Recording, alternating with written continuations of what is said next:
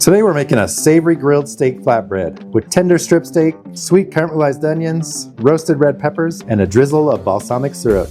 Chef Noah here in the Beef It's What's for Dinner Culinary Center, funded by the Beef Checkoff. Let's do some grilling.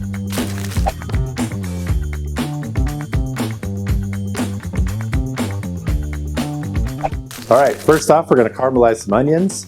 I have about one large onion here, just sliced really thin. Just a drizzle of olive oil. Oh, listen to that sizzle. Spread those around.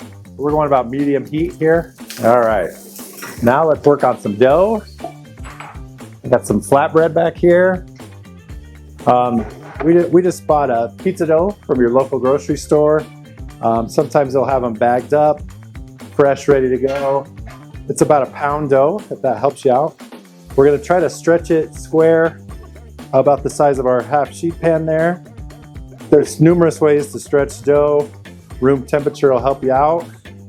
You can go the finger technique. You can do this technique where you just use your knuckles. Just get a nice stretch. That dough's a little chilly, but that's okay.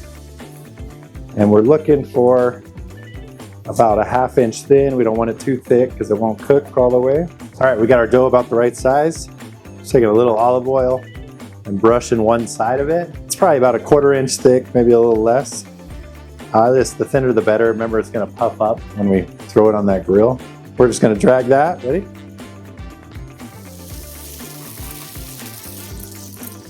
So we'll kind of stretch this out and get it the shape we want.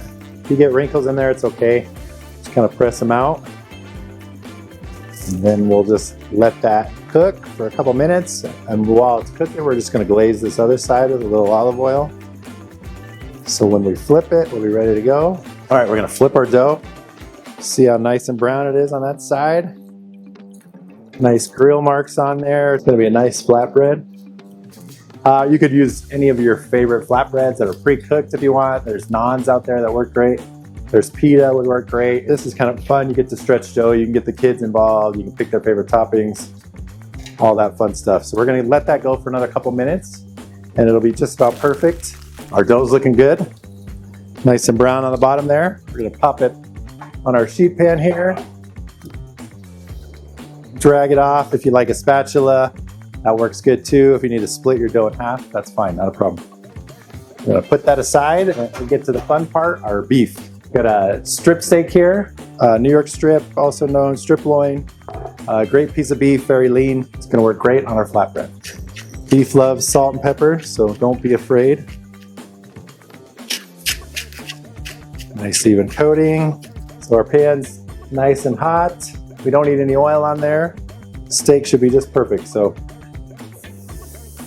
Nice, hear that sizzle, that's what we're looking for. We're gonna go about 4 minutes, 5 minutes on each side, okay? We're gonna start topping this flatbread so we can melt some of this cheese. We got some roasted peppers. We got some house-made confit garlic. You could just roast garlic, you could do raw garlic. All of it's gonna be good.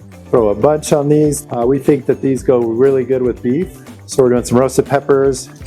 We got some blue cheese, nice crumble.